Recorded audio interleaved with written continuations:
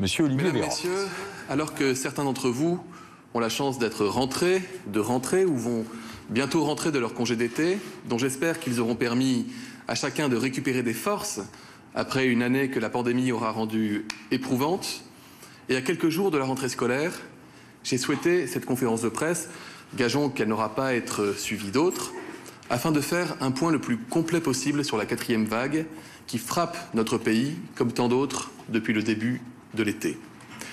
Je vous parlerai ce soir de la situation épidémique sanitaire en métropole et en Outre-mer, des outils que nous avons mis en place pour protéger les Français et protéger notre vie professionnelle, économique, psychologique, sociale, éducative, culturelle et sportive. Il sera bien sûr aussi question de la vaccination et de la rentrée scolaire.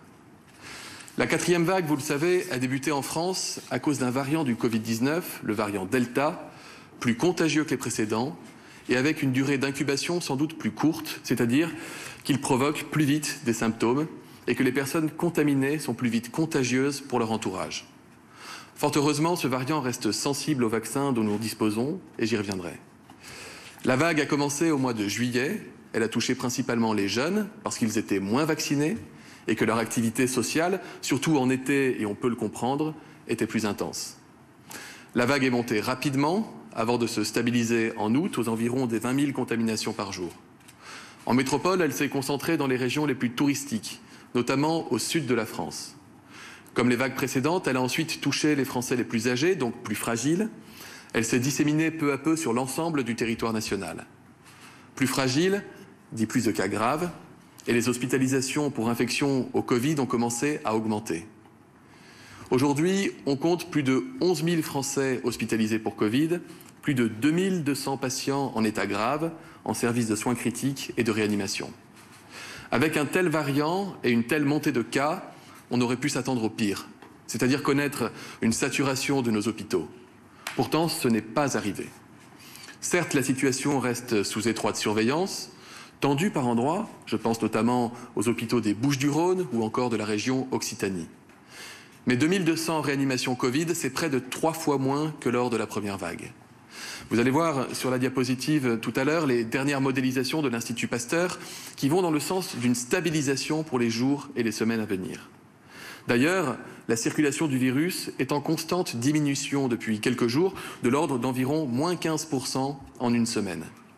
Mais nous devons rester vigilants, très vigilants même, à l'approche de la fin des vacances qui peut favoriser le brassage de population et à l'approche de la réouverture des écoles, même si le protocole sanitaire en milieu scolaire, incluant les gestes barrières, les tests, le déploiement des capteurs de CO2 et pour les 12-17 ans la vaccination, met toutes les chances de notre côté.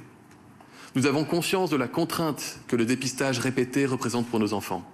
Cependant, c'est un petit sacrifice fondamental pour limiter la propagation dans les écoles et ainsi, autant que possible, ne jamais avoir à les fermer à nouveau. Pour résumer donc, la 4e vague n'est pas encore derrière nous, mais elle tend à diminuer, elle pourrait diminuer encore davantage, mais nous entrons néanmoins dans une zone d'incertitude liée à la fin de l'été. Mais disons-le, en métropole, nous avons évité le pire. Que s'est-il passé ? D'abord, évidemment, et personne ne peut décemment prétendre le contraire, la vaccination massive de la population française nous a collectivement protégés. Vous allez voir les diapositives suivantes qui vont vous montrer que la 4e vague est pour l'essentiel une épidémie qui tue des non-vaccinés. Les hôpitaux sont remplis de patients non vaccinés. Les services d'urgence interviennent pour des patients non vaccinés. Et les décès touchent des patients non vaccinés. Des décès, il y en a eu 1626 depuis le 1er juin et 1027 depuis le 1er juillet. Toutes les études le montrent, en France comme à l'étranger. Les vaccins protègent des contaminations et encore plus des cas graves avec une efficacité exceptionnelle dans l'histoire de la vaccination. Vacciné, vous pouvez, dans de rares cas, attraper le virus et le transmettre si vous l'avez attrapé, bien sûr. Mais ce risque, il est réduit par 6. Et si vous deviez être malade, vous auriez 8 fois moins de risques d'aller à l'hôpital pour une forme grave et 11 fois moins de risques d'aller en réanimation. Les cas graves de patients totalement vaccinés, c'est-à-dire ayant reçu 2 doses ou 1 dose mais ayant précédemment contracté le virus, concernent pour l'essentiel des personnes très âgées ou qui sont atteintes de maladies qui affectent leur système immunitaire, c'est-à-dire que le vaccin les protège moins. Raison pour laquelle ce sont ces personnes qui seront priorisées pour recevoir un nouveau rappel de vaccin dont nous attendons qu'il renforce leur défense immunitaire. Je le dis et l'affirme devant vous, si nous n'avions pas pu compter sur un vaccin, si nous n'avions pas mené une vaste campagne de vaccination de toute la population vaccinable, c'est-à-dire âgée de 12 ans et plus, la 4e vague aurait pu être la pire des vagues que nous ayons connues. Elle aurait pu entraîner des dizaines de milliers de contaminations supplémentaires chaque jour, des cas graves en masse, parce que le virus plus contagieux peut se diffuser à une vitesse folle et que nos hôpitaux auraient pu être débordés en quelques semaines, nous contraignant à un nouveau confinement au cœur de l'été. Cela n'est pas arrivé et nous avons de sérieuses raisons de penser que cela n'arrivera pas. Pour nous en convaincre, et croyez que je le regrette avec force, regardons ce qui se passe aux Antilles françaises, en Polynésie française et bientôt, il faut le craindre, en Guyane. Le variant Delta, le même variant donc, s'y répand aussi. Et compte tenu des réticences fortes à la vaccination dans les territoires ultramarins, avec une couverture vaccinale 3 fois plus faible qu'en métropole, les taux d'incidence, reflet de la circulation du virus, y ont atteint des chiffres inégalés. Près de 2500 de taux d'incidence en Guadeloupe, c'est-à-dire plus de 10 fois le taux d'incidence national. Les dégâts sanitaires y sont considérables, ils frappent y compris les adultes jeunes. En Guadeloupe, toujours, le taux d'incidence chez les adultes jeunes a atteint les 4000, comprenez en urgence par 4 à 6, grâce notamment à l'envoi de renforts de plusieurs centaines de soignants depuis la métropole, et ce, au cœur du mois d'août. Nous multiplions également les évacuations sanitaires. Nous avons transformé des avions de ligne en avions sanitaires à destination de la métropole. J'ai vu de mes yeux, avec Sébastien Lecornu, en charge de l'outre-mer, lorsque nous étions en Martinique, ce que ce variant Delta peut provoquer. Je peux vous dire que nous pouvons collectivement être très fiers et reconnaissants envers nos soignants, dont les conditions d'exercice sont inouïes dans cette période. Le président de la République l'a réaffirmé, nous répondrons toujours présents pour les territoires ultramarins et allons encore renforcer notre soutien en soignants, en médicaments, en matériel médical, et nous réaliserons d'autres évacuations sanitaires. Je renouvellerai mon appel à la mobilisation. Un confinement généralisé dur y a été prononcé, qui permet depuis quelques jours de commencer à faire baisser la pression épidémique, mais nous savons qu'il faudra encore plusieurs semaines pour que la pression hospitalière se stabilise, avant de diminuer à son tour, car les cas graves durent plus longtemps que les vagues épidémiques et que des soins déprogrammés devront être rattrapés. La rentrée scolaire ne pourra se faire comme en métropole, elle est donc retardée. Voilà, mesdames et messieurs, ce que ce variant provoque lorsque la population n'est pas suffisamment vaccinée. Pourquoi un tel retard ultramarin à la vaccination? Je peux vous assurer que les vaccins y sont disponibles comme partout ailleurs sur le territoire national, que les soignants, que les pompiers y sont mobilisés comme partout ailleurs et que personne ne ménage ses efforts. Mais une partie conséquente de la population des Antilles françaises doute. Elle doute du vaccin, de son efficacité, elle considère parfois qu'il existe d'autres moyens de lutter contre le virus, à tort. Depuis quelques jours et l'arrivée de cette vague, les réticences sont peu à peu en train de reculer et la vaccination progresse. Et je suis convaincu que nous y arriverons. Mais le doute aura tué. Parfois, le doute tue encore, y compris en métropole. Mesdames et messieurs, il est, et c'est d'ailleurs en lien avec la vaccination, un autre outil, précieux lui aussi, qui nous a permis de traverser un été moins chaotique. Je veux parler du pass sanitaire. Je peux comprendre les réticences philosophiques, parfois théologiques, parfois politiques, exprimées par certains. Mais je veux ici rappeler quelques faits avec précision, avec rigueur. Le pass sanitaire a d'abord fait l'objet d'un débat démocratique d'une rare qualité. Validé par le Conseil d'État, il a été adopté par la majorité des députés à l'Assemblée nationale, par l'opposition au Sénat, avant d'être définitivement validé par le Conseil constitutionnel. Le pass sanitaire s'est mis en place progressivement, de façon adaptée, avec pédagogie, tolérance et surtout un accompagnement de tous les acteurs. Et il n'a exclu personne. Il n'a exclu personne puisque les Français non encore vaccinés ont pu et peuvent toujours se faire tester gratuitement pour bénéficier du pass sur une durée de 72 heures.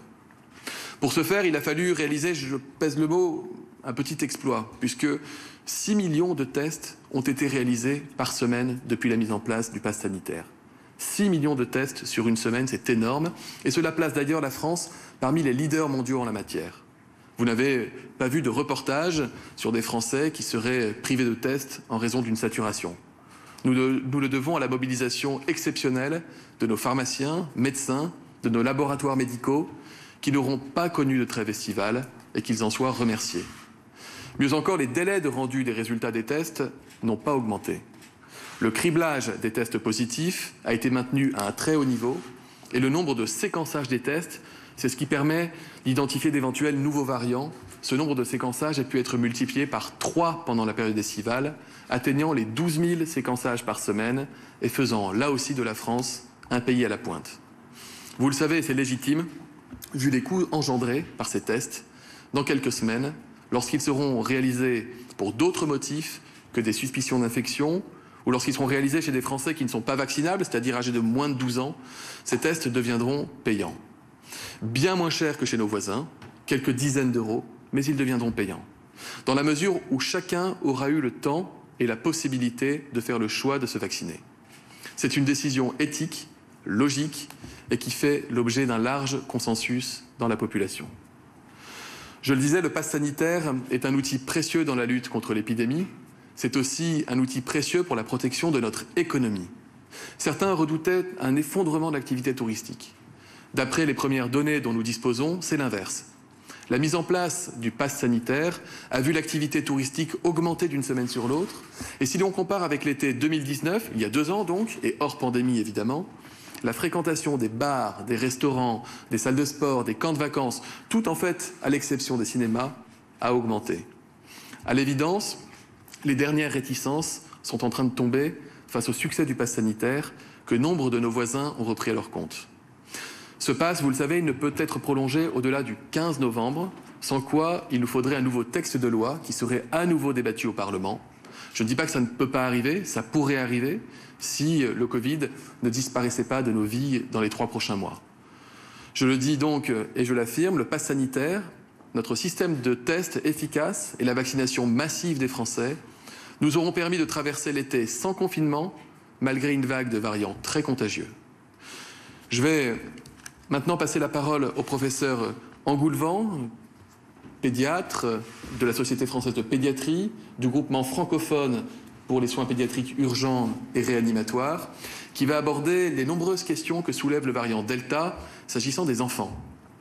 Si les 12-17 ans peuvent se faire vacciner et donc acquérir une protection individuelle contre le virus, tout en renforçant la protection collective, les plus petits, eux, n'ont pas accès au vaccin. De nombreuses études cliniques sont en cours qui n'aboutiront vraisemblablement pas avant plusieurs mois pour déterminer si les vaccins sont aussi sûrs et efficaces chez les enfants. Sans ces données, aucune agence sanitaire ne peut en autoriser l'utilisation. Pour autant, il faut d'abord protéger nos enfants. D'abord en nous vaccinant nous-mêmes pour ne pas les infecter. Ensuite en respectant et en leur faisant respecter les gestes barrières, incluant le port du masque à l'école par exemple, comme l'a rappelé le Premier ministre ce matin. Je rappelle que les cas graves sont l'exception chez les enfants. Vous allez me dire si je me trompe, professeur, fort heureusement d'ailleurs. Et si certains enfants sont actuellement hospitalisés, il s'agit pour l'essentiel d'enfants souffrant par ailleurs de maladies, les rendant très fragiles face au virus, ou encore, et ce sont à chaque fois des situations dramatiques, des cas d'enfants dont la naissance prématurée a dû être provoquée par une souffrance fœtale, la mère étant elle-même gravement infectée par le Covid. Je rappelle donc l'importance fondamentale de vacciner les femmes enceintes, quel que soit le terme, pour protéger les bébés. Docteur, professeur, je vous cède la parole. Merci, Monsieur le Ministre. Mesdames et Messieurs, bonjour. Donc, je vais vous faire un point effectivement sur l'impact du variant Delta en pédiatrie. Donc, le variant Delta est un virus qui est plus contagieux. Il est plus contagieux dans toutes les tranches d'âge. On va retrouver quand même une particularité pédiatrique, c'est-à-dire que les enfants les plus jeunes, les moins de 10 ans et surtout les moins de 6 ans, sont quand même moins atteints. Ça, ce sont les données de Santé publique France. Diapositive suivante, s'il vous plaît. Alors, lorsque les enfants sont infectés, qu'est-ce qui se passe? Eh bien, dans la majorité des cas, ils sont asymptomatiques, c'est-à-dire qu'ils n'ont pas de symptômes ou ils sont peu symptomatiques. Les hospitalisations surviennent dans moins de 1% des cas et les hospitalisations en réanimation dans moins de 1 cas pour 1000. Alors, qu'est-ce qu'on peut aussi tirer de ce graphique? Eh bien, on voit aussi que dans le temps, on n'a pas eu une modification chez les moins de 20 ans des taux d'hospitalisation. Et ça, c'est un élément qui tend à dire que le variant Delta n'est pas plus sévère chez l'enfant. Et puis deuxième chose, on peut comparer effectivement aux adultes jeunes, c'est-à-dire là la tranche des 20-39 ans, et qu'est-ce qu'on observe? On observe que les taux d'hospitalisation sont 10 fois supérieurs par rapport aux enfants, et les taux d'hospitalisation en réanimation sont aussi 10 fois supérieurs. Ça veut dire que chez l'enfant, la sévérité est vraiment beaucoup plus faible comparée aux adultes. Diapositive suivante. Alors pour autant, effectivement, on a quelques rares formes graves du Covid-19 chez l'enfant. On a d'une part des cas de Covid aigu qui vont ressembler à ceux de l'adulte avec des atteintes respiratoires sévères qui peuvent atteindre les enfants. Et effectivement, souvent, il s'agit d'enfants ayant des comorbidités importantes.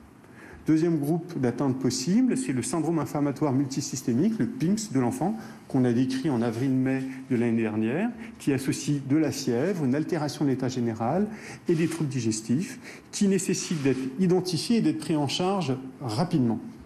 Et enfin, c'est le Covid-19 chez les femmes enceintes qui va induire malheureusement un accouchement prématuré et les enfants vont souffrir de cet accouchement prématuré. Diapositive suivante. Alors pour illustrer ça, on va regarder quelques situations. Donc la situation en Guadeloupe et en Martinique, et on voit sur les graphiques du haut, c'est la courbe rouge, que les cas chez les enfants sont assez importants, assez similaires à ce qu'on va voir chez l'adulte. En revanche, sur les deux graphiques du bas, on voit que les hospitalisations vont rester très très rares.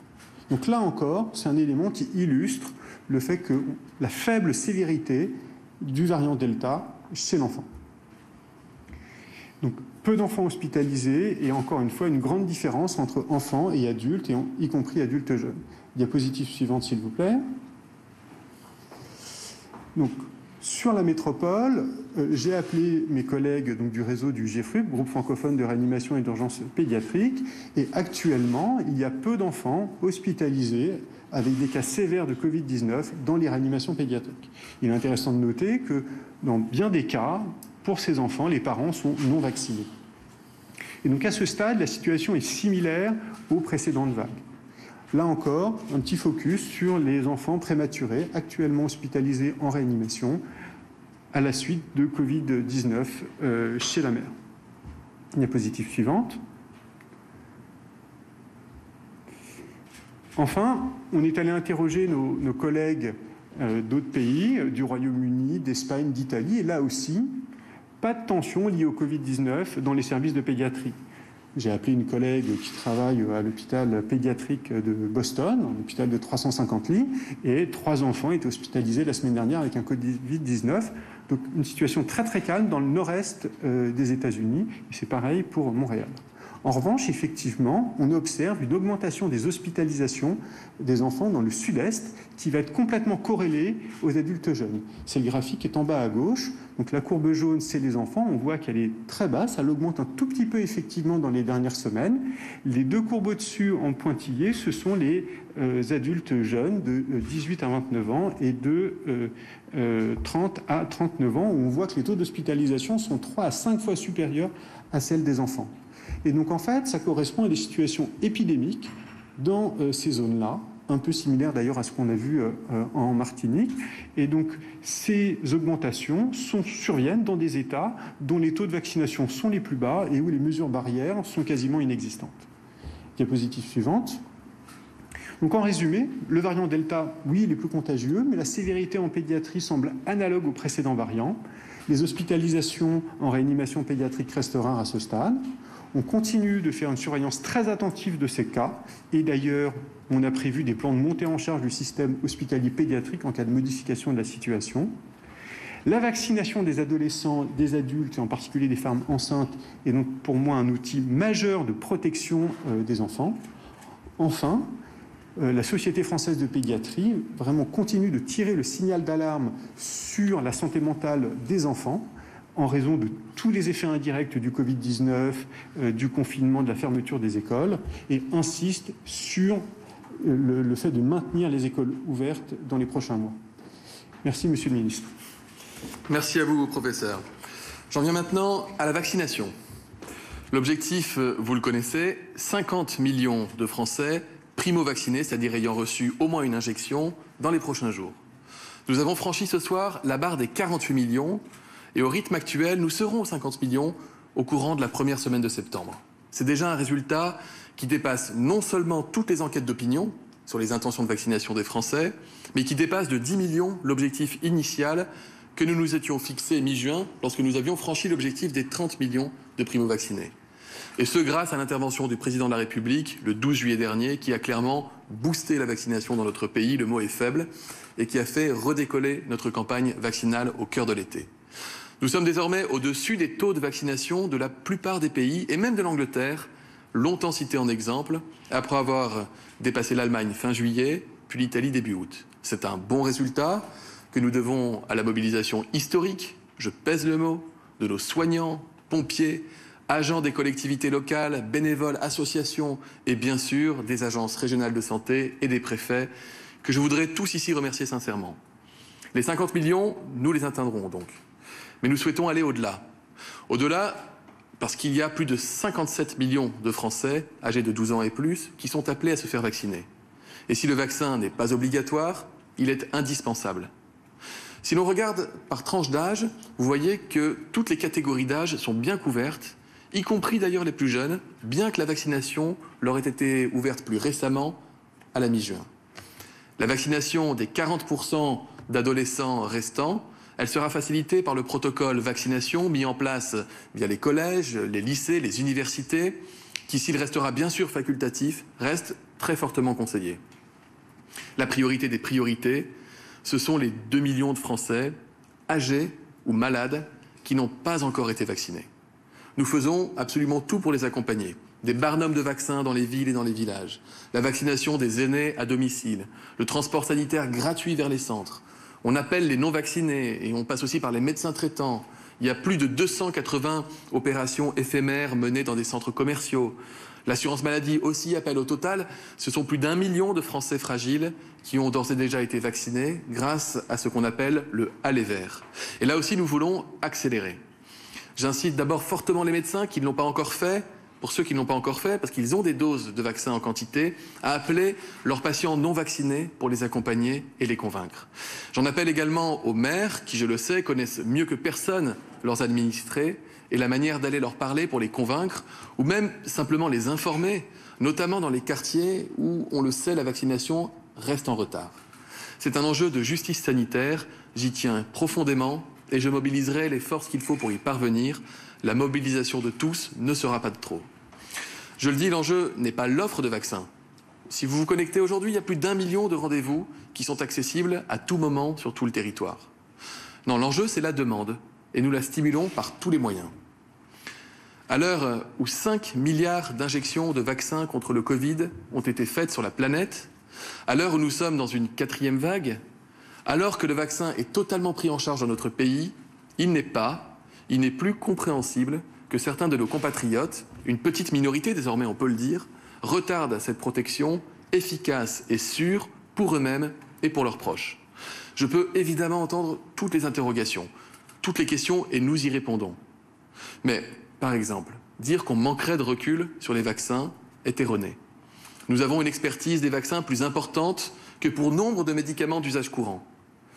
Dire qu'on attend le vaccin français est une mauvaise excuse. Et pour s'en convaincre, il suffit d'entendre l'appel du directeur du laboratoire Sanofi qui dit qu'il ne faut pas attendre. Certains peuvent avoir peur de la piqûre, mais je leur dis en service de réanimation, des piqûres, hélas, il y en a énormément. D'autres sont affectés par les fausses informations. Et là aussi, il y en a beaucoup. J'en cite juste quelques-unes.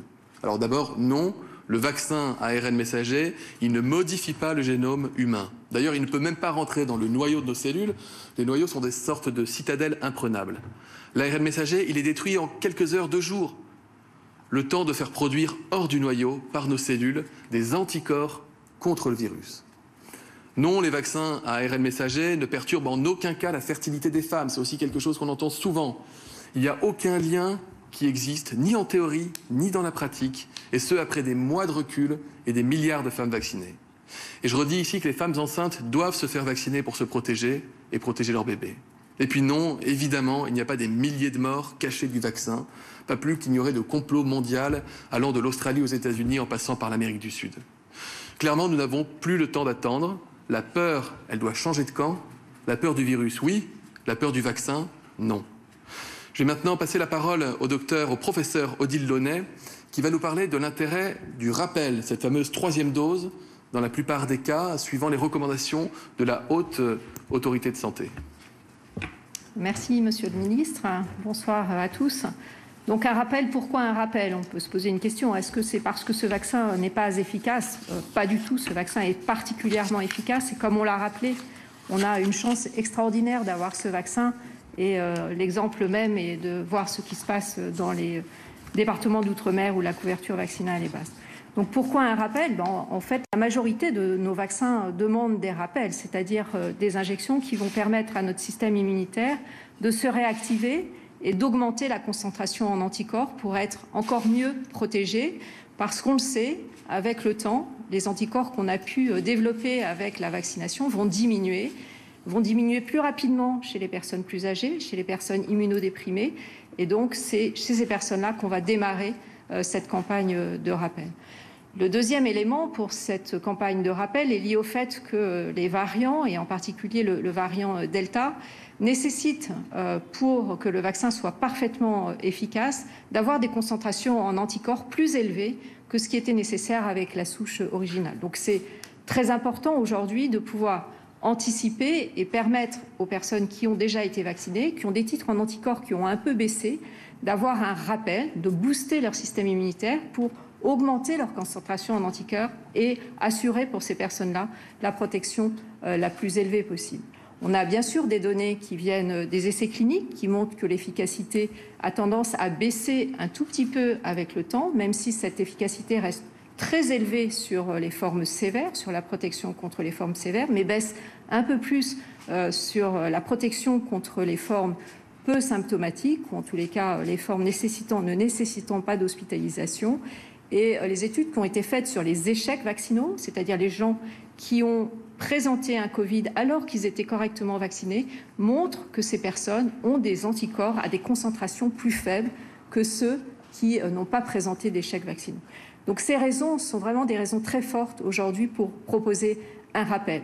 On a des données avec les rappels qui ont été menés par les laboratoires qui montrent que quand on fait une dose de rappel à 6 mois de la 2e dose de ce qu'on appelle la primo-vaccination, on augmente de façon très importante avec une multiplication de l'ordre d'un facteur 20 du titre en anticorps. Donc c'est des éléments qui sont extrêmement importants et qu'on a, en termes de sécurité, pas plus de problèmes et pas plus de réactogénicité que sur les 2 premières doses. Donc ces éléments-là nous incitent aujourd'hui et incitent le gouvernement à proposer cette dose de rappel. Dans un premier temps, on l'a dit, les personnes de 65 ans et plus, les immunodéprimés, les personnes fragiles, et très probablement dans les semaines ou dans les mois qui viennent, ce rappel sera proposé de façon plus large. Bien évidemment, cette dose de rappel nécessite d'avoir les éléments sur la sécurité. Et on a de plus en plus de données sur la sécurité de ces vaccins. Il y a une très grosse étude qui est parue il y a 2 jours, réalisée par Israël, qui montre que ces vaccins sont sûrs. Et certains effets indésirables qui peuvent être rapportés aux vaccins, comme par exemple les myocardites, donc les inflammations cardiaques, en particulier chez les gens plus jeunes, sont en fait plus rares. Elles existent après la vaccination, mais elles sont plus rares qu'après l'infection elle-même. Donc on est aujourd'hui dans une situation où le rappel est justifié sur des données épidémiologiques, sur des données immunologiques et avec des données de sécurité qui nous permettent de proposer cette 3e dose. Ce n'est pas exceptionnel, la majorité des vaccins, encore une fois, nécessitent des rappels. Le rappel là va être fait à 6 mois. Ensuite, personne ne peut dire quelle sera la nécessité de rappel et la fréquence de ces rappels. Il n'est pas du tout exclu que dans l'avenir, on doit faire des rappels à des fréquences qui vont bien sûr rester à déterminer. Alors je crois qu'il y a aussi à prendre en compte le fait que cette campagne de rappel ne doit pas oublier qu'on doit continuer les efforts, et vous l'avez rappelé, sur la vaccination des adultes et en particulier des plus âgés qui ne sont pas vaccinés et qui sont les principaux à risque de faire des formes graves. Donc il faut continuer de façon très active cette campagne de vaccination et ces efforts pour aller convaincre et vacciner les gens qui ne le sont pas encore aujourd'hui. C'est aussi une façon de protéger les enfants, on l'a dit, convaincre les adultes jeunes aussi de se faire vacciner pour protéger leurs enfants qui ne pourront pas être vaccinés avant au mieux début 2022. Et puis, ça ne doit pas faire oublier non plus que la France doit participer à l'effort international de mise à disposition des vaccins pour les pays du Sud et pour les pays les plus pauvres. Et aujourd'hui, on sait que seulement 1,4% de la population des pays à faible revenu sont vaccinés. Donc les efforts sont extrêmement importants. La France y participe, mais je crois que cette troisième dose, ou plutôt cette dose de rappel, ne se fera pas, et on doit en avoir en tous les cas la confirmation, ne se fera pas au détriment des efforts qui sont portés pour permettre aux pays à faible niveau de revenus de se faire vacciner. C'est des enjeux éthiques. On ne peut pas accepter d'avoir, nous, des doses de rappel et que les pays plus pauvres ne soient pas vaccinés. Ce sont des enjeux logistiques. Il faut aider ces pays à mettre en place ces campagnes de vaccination. Mais c'est aussi des enjeux sanitaires, puisque ce virus va continuer à circuler et tant qu'on n'aura pas vacciné l'ensemble de la population, on est à la merci de voir émerger des variants qui, pour l'instant, restent sensibles au vaccin, mais qui, un jour ou l'autre, pourraient être des variants résistants au vaccin, voire des variants avec des virulences encore plus élevées. Donc aujourd'hui, je crois qu'il n'y a pas de doute vis-à-vis de cette dose de rappel qui va se mettre en place très prochainement. Je vous remercie. Merci beaucoup, professeur Launay, et je vous confirme que l'Europe est à la fois le continent qui produit le plus de vaccins et qui en exporte le plus, et que la France prend toute sa part dans l'effort mondial. Vous avez raison de le rappeler, nous devons aider toutes les populations à se protéger. Nous envoyons des dizaines de millions de doses de vaccins, et notamment en provenance de la France. Pour terminer, juste peut-être pour conclure votre partie, professeur, si vous le permettez, rappeler brièvement les conditions de cette troisième dose. D'abord, vous dire que sont concernées toutes les personnes âgées de 65 ans et plus, et ou porteuses de maladies qui les exposent à des risques de formes graves. Ce public, c'est 18 millions de Français, c'est ce qu'on appelle le public grippe, c'est ceux qui sont appelés à se faire vacciner chaque année contre la grippe. Dans les EHPAD, la campagne de rappel se fera dès la mi-septembre, elle va durer 4 semaines pour se terminer la mi-octobre, donc on va aller vite et efficace. Pour les autres publics, les prises de rendez-vous seront ouvertes dès lundi, et les rappels pourront commencer dès le 1er septembre. Vous pourrez vous faire vacciner chez votre médecin, votre pharmacien ou en centre de vaccination. Ce sera un vaccin à ARN messager qui sera indistinctement du Pfizer ou du Moderna, et ce, quels que soient les vaccins que vous avez reçus précédemment. Il sera simplement recommandé d'attendre 6 mois entre la dernière injection reçue et la nouvelle, de sorte que pour une majorité des Français concernés, ça ne commencera que courant du mois d'octobre. Si vous n'avez reçu qu'une dose de vaccin, parce que vous aviez eu le Covid auparavant, ou si vous avez été vacciné en monodose par le vaccin Janssen, ce sera donc une seconde dose qui fera office de rappel. Et je le dis, pour ceux qui atteindront l'écart des 6 mois après le 23 octobre, il sera possible de faire son rappel de vaccin anti-Covid en même temps, pourquoi pas, que la vaccination contre la grippe. Si vous êtes appelé à recevoir cette troisième dose, on vous appellera aussi à vous faire vacciner contre la grippe. Un mot enfin avant de terminer.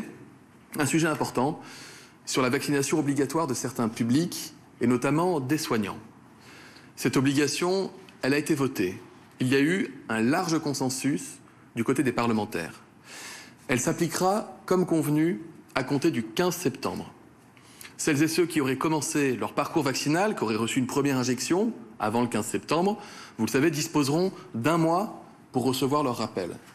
Pour tous les autres, la loi s'appliquera.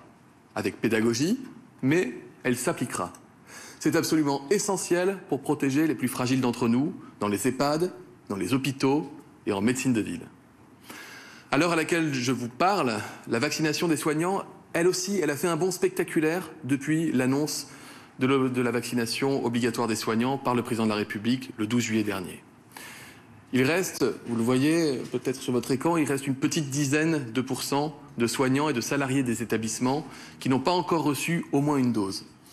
Ça reste trop, et donc j'en appelle solennellement à prendre rendez-vous pour ceux qui ne l'ont pas encore fait.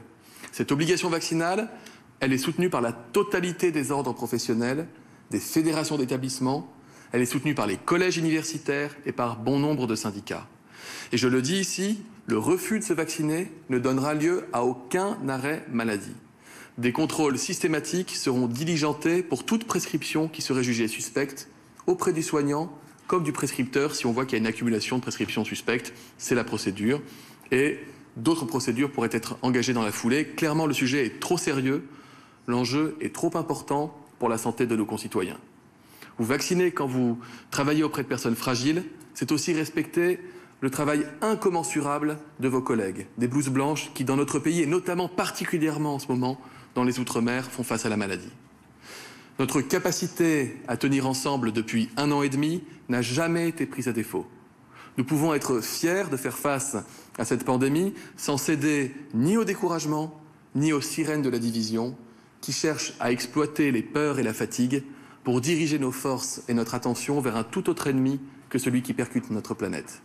Certains pays connaissent leur 5e vague, leur 5e ou leur 6e confinement, quand d'autres, à l'heure à laquelle je vous parle, sont contraints au maintien d'un couvre-feu ou à la fermeture de leurs écoles. La vaccination, le respect des gestes barrières, le pass sanitaire, notre politique de test, votre courage sont nos meilleures armes pour en finir une fois pour toutes et reléguer enfin le coronavirus dans les archives de notre histoire collective. Je vous remercie et je vais prendre quelques questions si vous en avez. Bonjour Monsieur le Ministre, Boris Karlamov pour l'agence A2PRL. De plus en plus de départements imposent à nouveau le port du masque obligatoire à l'extérieur. Dernière ville en date, Mulhouse, depuis ce matin. Alors avec le retour des populations dans les grandes villes, est-ce que vous, en tant que ministre, vous encouragez les préfets à mettre en place ce type de mesures? Et finalement, est-ce que le port du masque à l'extérieur, c'est encore une mesure efficace alors que plus de 42 millions de Français sont totalement vaccinés aujourd'hui? Merci. Ce qui est certain, c'est qu'il existe des mesures qui peuvent être prises à la main des préfets, après concertation avec les élus locaux, territoire par territoire, en fonction de la circulation du virus dans le territoire concerné. Et là où on constate une augmentation du nombre de cas, une incidence qui est élevée, où là il peut y avoir des inquiétudes quant à un fort brassage de population avec le retour de vacances, alors le préfet peut être amené à demander le port du masque dans tout ou partie de son département, y compris en extérieur. Nous avons fait le choix de donner tous les outils au territoire pour qu'ils puissent, en fonction des indicateurs dont ils disposent, déterminer la bonne solution. C'est encore une fois un traitement à la carte, au cas par cas. Donc il y a des départements qui ont remis le masque obligatoire à l'extérieur, certains depuis plusieurs semaines, voire plusieurs mois, d'autres qui ne l'ont pas fait. On surveille cela. Aujourd'hui, on est plutôt sur une dynamique descendante de l'épidémie, mais j'ai dit tout à l'heure que le double risque, c'est la rentrée scolaire et les retours de vacances. Je ne sais pas s'il y a beaucoup de gens qui partent, je le souhaite pour la ville qui est très belle, que je connais un peu de Mulhouse. Je ne sais pas si beaucoup de Français partent en vacances à Mulhouse, mais je pense qu'il y a un peu plus de Français qui vont rentrer à Mulhouse. Peut-être que c'est l'inquiétude du préfet dans un territoire qui a beaucoup payé pour savoir que le Covid pouvait faire des ravages. Bonsoir Monsieur le Ministre, Florent Tardif pour CNews Canal+. Sur l'une des diapositives derrière vous, on a pu lire la France a un des meilleurs taux de couverture vaccinale en termes de primo-injection au sein de l'espace européen, mais nous sommes loin d'être en haut de l'affiche en termes de couverture vaccinale des plus fragiles, des plus de 80 ans, des personnes souffrant d'une ou deux comorbidités. Vous l'avez dit, ils sont encore des millions à ne toujours pas être vaccinés dans notre pays. Comment expliquez-vous cela alors que certains de nos voisins ont réussi à vacciner quasiment 100% de cette tranche de la population? Comment y faire face? Quel nouveau dispositif allez-vous mettre en place? Et seriez-vous enclin à instaurer une obligation vaccinale pour cette tranche de la population dans notre pays? Merci. Alors, bon, ces chiffres, le chiffre de 100%, je l'envie. Je demande les méthodes de calcul. C'est toujours compliqué d'afficher 100% de vaccination d'une tranche d'âge d'une population. Surtout quand la vaccination n'est pas obligatoire. Mais peu importe, je laisse à chacun ces chiffres. En revanche, vous avez raison, il reste, alors pas des millions, mais il reste un certain nombre de personnes, encore importants, fragiles, parce que très âgées ou malades, qui n'ont pas été vaccinées. J'en ai longuement parlé, ce qu'on appelle le aller vert, on les appelle, et nous avons initié un dispositif supplémentaire. Merci de me donner l'occasion de préciser ce point. Ça a commencé d'abord dans le Vaucluse et la Seine-Saint-Denis, ça a été diffusé à 10 autres départements la semaine dernière, et nous généralisons cette semaine. Toutes les personnes âgées, fragiles, qui n'ont pas encore été vaccinées, reçoivent un courrier chez elles qui leur propose un lieu et une date pour venir se faire vacciner. Un système de convocation qui n'est pas obligatoire, mais qui doit permettre à celles et ceux qui auraient complètement échappé à l'information de se dire « je vais y aller ». Et en parallèle de cela, vraiment, je renouvelle l'appel, j'ai réuni les syndicats, les fédérations, à ce que tous les soignants puissent appeler leurs patients qui ne sont pas vaccinés, notamment les plus fragiles, pour leur proposer le vaccin. Vous savez, c'est un travail de longue haleine qui est effectué en lien avec les collectivités, en lien avec les associations, au pied des tours d'immeubles, dans les supermarchés, partout en fait où c'est possible. On y va avec du vaccin et on propose aux uns et aux autres la vaccination. Après, il y a des réticences. Et c'est bien que vous posiez la question de la réticence, parce que parfois la réticence, elle vient de la désinformation. Et souvent, la désinformation, on la trouve sur les réseaux sociaux. Parfois, on la trouve ailleurs, dans des médias plus, je dirais, classiques que les réseaux sociaux. Donc, il faut tous que nous fassions attention à qui nous donnons la parole lorsqu'il s'agit de parler de la vaccination, pour faire en sorte que ce soient les bons messages qui passent et qu'on fasse reculer la peur du vaccin pour qu'on n'ait plus un jour à avoir peur du virus. Oui, bonjour, Bénédicte Catin du Généraliste. Le Danemark a annoncé aujourd'hui qu'une investigation était en cours suite à un cas de syndrome inflammatoire multisystémique post-vaccinal observé chez un ado. Je voulais savoir si c'était attendu sur le plan physiopathologique. Est-ce qu'il y a des cas aussi en France éventuellement? Et si le signal était confirmé, est-ce que ça pourrait modifier notre politique vaccinale chez les ados? Je vois notre professeur de pédiatrie qui se lève, qui bondit, parce qu'il a parlé du PIMS tout à l'heure. Je vais le laisser répondre. Bonjour, il y a effectivement des myocardites post-vaccinales qui sont observées, qui ont été observées en Israël, qui ont été observées aux États-Unis et qui sont également observées en France, dans une proportion qui est nettement plus faible que celle des PIMS. Est-ce que la physiopathologie est identique ou pas? C'est difficile à dire. Il y a en tout cas une différence importante entre les deux, c'est que ces myocardites post-vaccinales surviennent dans 90% des cas chez les garçons, alors que le PIMS survient de façon assez équilibrée entre garçons et filles. Donc, sur la parenté physiopathologique, on ne peut pas vous répondre. En tout cas, sur la fréquence, elle est nettement plus faible que le PIMS.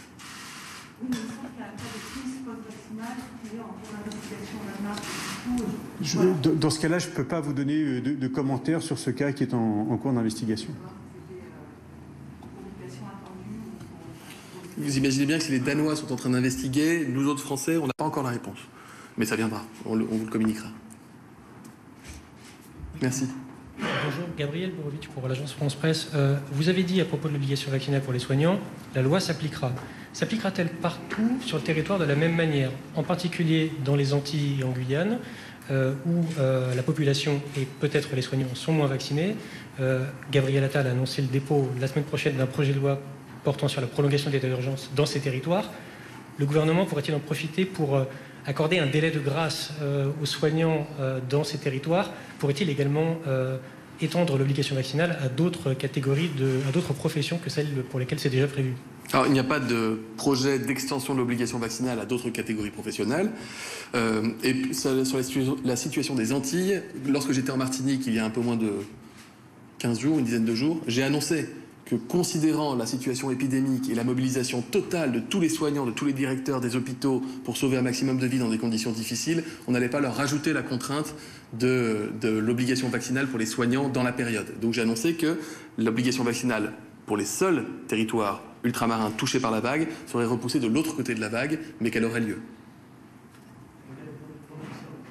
Si vous connaissez la date de la fin de vague en Guadeloupe et en Martinique, je veux bien la connaître. Et je pense que les médecins là-bas aussi. Bonsoir Monsieur le Ministre, Léopold Audebert pour BFM TV. La troisième dose pour tout le monde n'est pas exclue. C'est une phrase du président du Conseil scientifique Jean-François Delfrécy. Alors une réaction de votre part à cette citation et une question sur la mise en place donc, de ce pass sanitaire et quel changement avec peut-être l'orée du coup de cette troisième dose. Qu'est-ce que ça pourrait changer si je vais au restaurant, si je vais au bar et que peut-être je ne l'ai pas reçu ou je l'ai reçu? Alors, je vous répondrai que vous me connaissez suffisamment pour savoir que quand j'ouvre une porte, j'aime bien savoir où elle me conduit. Donc on peut ouvrir des portes et effectivement dire que la troisième dose pourrait un jour être proposée à d'autres personnes qu'elle ait plus de 65 ans. Ce n'est pas commettre un crime, c'est une hypothèse. Ce que je peux vous dire en revanche, c'est que la réponse à cette question, elle m'a été donnée par la Haute Autorité de Santé il y a 2 jours, qui considère que ce sont les 18 millions de Français âgés de 65 ans et plus et ou malades qui doivent recevoir la troisième dose et qu'il n'y a pas lieu, à date, de la proposer à d'autres publics. Maintenant, la science, elle évolue. Et la science, elle bouge tout le temps et vous le savez bien depuis 1 an et demi, et les recommandations peuvent évoluer. Donc je reste évidemment prudent. Peut-être qu'un jour, on sera amené à proposer une troisième dose quand nous aurons les éléments cliniques et les études permettant de savoir si, quand on est jeune et vaillant, on garde de l'immunité au-delà de 6 mois ou si ça commence à fléchir aussi. On sait que quand vous avez un système immunitaire plus fragile, au bout de 6 mois, il vaut mieux un petit coup de boost de l'immunité avec un rappel. Et pour l'instant, il n'y a pas lieu de penser qu'on le propose à d'autres. Donc prudence sur ce point et prudence sur les annonces. L'autre question que vous avez posée, c'était sur la troisième dose. Il n'y aura pas d'impact de la troisième dose sur le pass sanitaire. C'est-à-dire que si vous avez votre pass sanitaire, que vous alliez prendre votre rappel ou non, vous garderez le bénéfice du pass sanitaire.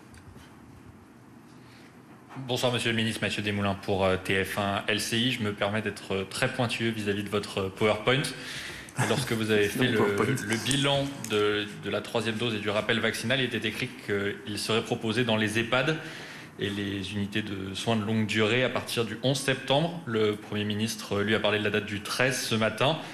Pour la parfaite compréhension des téléspectateurs, est-ce que vous pouvez nous dire quelle est la bonne date? Je vais être encore plus pointu que ça. Je vais vous dire que les 30 et 31 août, les commandes par les EHPAD des vaccins en vue de la 3e dose auront été terminées de manière qu'on puisse lancer le circuit de distribution pharmaceutique, passant par les grossistes répartiteurs qui vont délivrer en officine, merci aux pharmaciens pour ça encore, des vaccins Pfizer, qui ensuite vont être délivrés par ce qu'on appelait auparavant le flux A, les vaccins dans les EHPAD, et que tout ça démarrera après le 10 septembre et avant le 15 septembre. Pour être tout à fait franc avec vous, je ne sais pas si je dois le dire, mais il était plutôt prévu de démarrer le 13 ou le 14 septembre, mais comme j'ai vu qu'il y avait certains voisins autour de nous qui allaient démarrer le 11, je me suis dit que si on arrivait à gagner 2 jours, ça nous éviterait 2 jours de polémique sur le ralentissement de la France. Voilà. Donc c'est peut-être pour ça qu'on est passé du 13 au 11, peut-être une bonne nouvelle de la part de mes équipes techniques.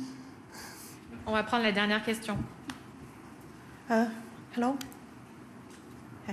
Bonjour, Monsieur le Ministre. Bonjour. Une question sur Novavax, please.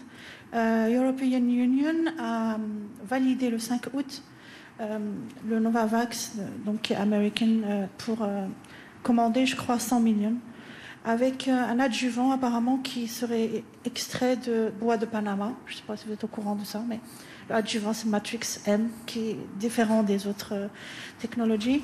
Est-ce que vous avez une idée de quand il sera disponible ici en France? And if I may, j'ai une autre question qui ressort plus du pass sanitaire, please, parce que je n'ai pas encore eu de réponse par rapport à ça. Pour les contre-indications, donc il y a une minorité, vous l'avez déjà dit, et je crois que les choses ont été bien faites au niveau du décret, puisque le décret il a été publié le 9 août. Mais les préfectures, apparemment, elles ne sont pas au courant. Et du coup, en fin de chaîne, les commerçants, ils ne sont pas au courant des gens qui sont exemptés. Donc, même avec le certificate de contre-indication de médecin traitant, ils n'ont pas accès. Est-ce que ça va être intégré dans le QR code, comme les autres certificates? Or, what if? C'est quoi le or? Merci. D'accord, vous posez des questions très pointues. Alors la nature de l'adjuvant du vaccin Novavax, j'avoue, c'est le retour de l'été, mais peut-être que le professeur peut vous répondre sur cette question, et je prendrai le relais sur la deuxième partie. Et je rajouterai même une 3e réponse à une question que je n'avais pas posée, mais à laquelle j'avais très envie de répondre. Donc le vaccin Novavax, effectivement, c'est un vaccin qui utilise une protéine recombinante, donc une technologie classique, qui est associée à un adjuvant, qui est un adjuvant plus récent, mais qui est déjà utilisé dans un vaccin pour l'hépatite B. Et c'est un vaccin qui a été précommandé par l'Europe, mais qui pour l'instant n'a pas d'autorisation de mise sur le marché au niveau européen. Donc la première étape, c'est d'avoir une autorisation de mise sur le marché. L'examen du dossier est actuellement en cours. Et de ce que je sais, l'autorisation devrait arriver vers le mois d'octobre. Parce qu'apparemment, il aurait un très fort frequency de résistance. 90% plus que les autres vaccins et apparemment 96% contre le Delta. C'est pour ça que D'efficacité, vous voulez dire? Oui, c'est un vaccin pour lequel les données qui sont aujourd'hui publiées montrent une grande efficacité et l'intérêt... c'est que les essais ont démarré plus tardivement, donc en fait ont été effectués en particulier en Afrique du Sud, et ils ont pu de ce fait démontrer que le vaccin était efficace sur le variant qui n'est pas le variant Delta, mais qui est le variant Gamma sud-africain. Et on aura d'autres vaccins qui arriveront encore dans les mois qui viennent. Alors j'espère qu'on n'en aura pas besoin, hein. Ce serait formidable, mais si jamais il y avait de nouveaux variants, de nouvelles vagues épidémiques, ce serait bien de compter sur eux. Je réponds à la deuxième question. D'abord, vous dire que les préfets sont toujours au courant de tout. Donc les préfets sont au courant.